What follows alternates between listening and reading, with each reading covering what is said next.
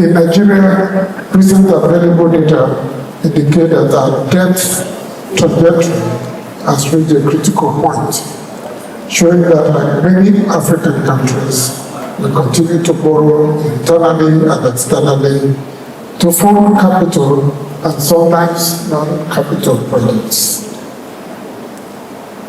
This highlights the urgent need for a stronger oversight, transparent borrowing practices, and a collective resolve to ensure that tangible economic and social returns match every naira borrowed. Across Africa, debt levels have reached alarming proportions. By 2022, the continent's total public debt had reached $1.8 trillion, with external debts alone surpassing $1 trillion by 2023. Several countries are now in dangerous debt to GDP territory. In many cases, governments are spending more on servicing debts than on healthcare and other essential services, shrinking the fiscal space available for development.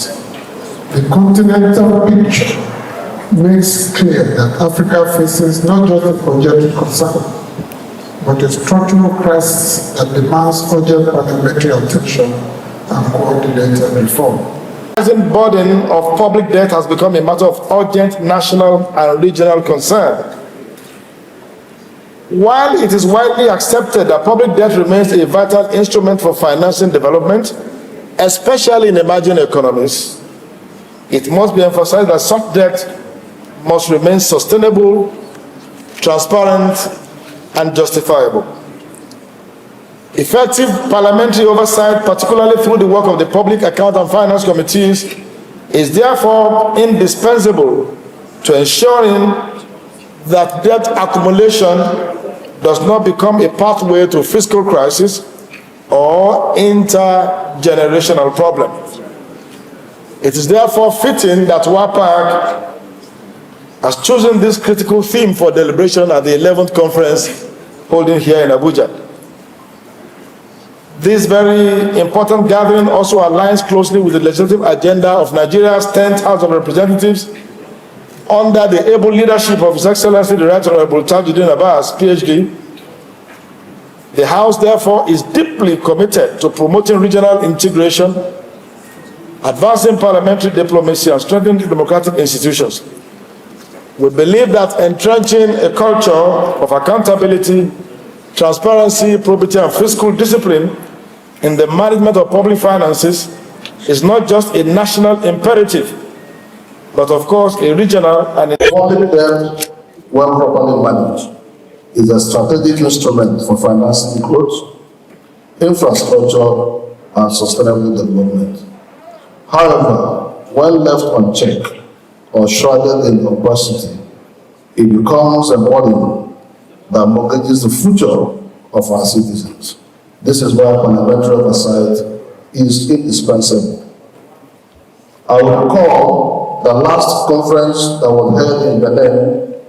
You also examined this pressing issue of debt management, and today we are further examining this subject matter, public debt, which has even become more expedient for greater parliamentary oversight.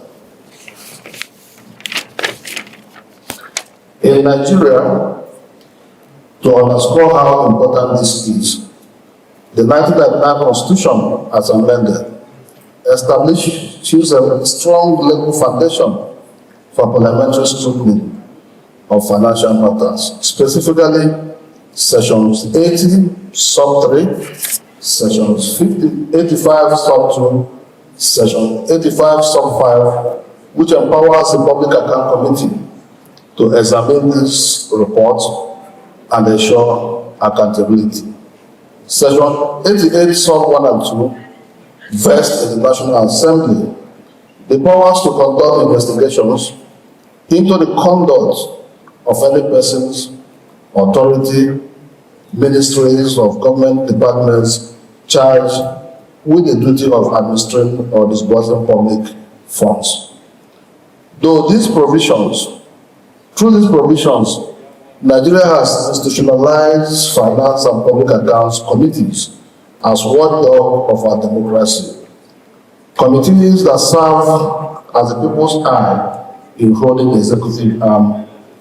This conference comes at a defining moment when rising debt levels,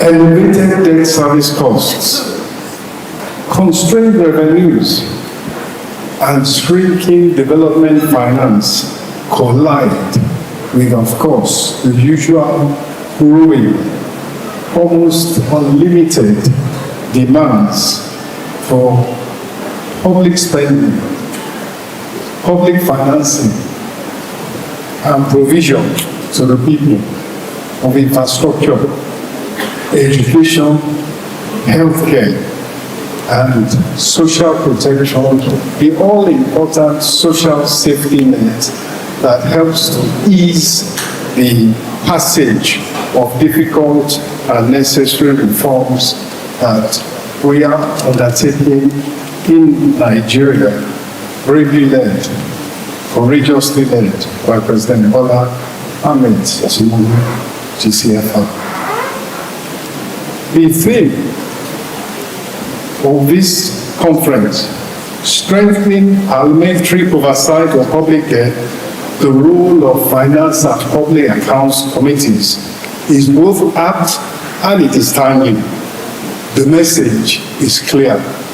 We must act decisively to strengthen oversight, deepen fiscal discipline, and ensure that public resources deliver real and measurable value and facilities that are fit for purpose to our people. If we look at the vision behind the President's actions, it is to build a strong, resilient, and inclusive economy. Inclusive in the sense that it provides good quality jobs for men, for women, for young people in particular. And where the private sector drives growth. The private sector is 90% of the Nigerian economy, and it's the same generally across all the countries present here today. It is the private sector that we look to make the investments that increase productivity, that grow the economy, create jobs, and thereby lift millions out of poverty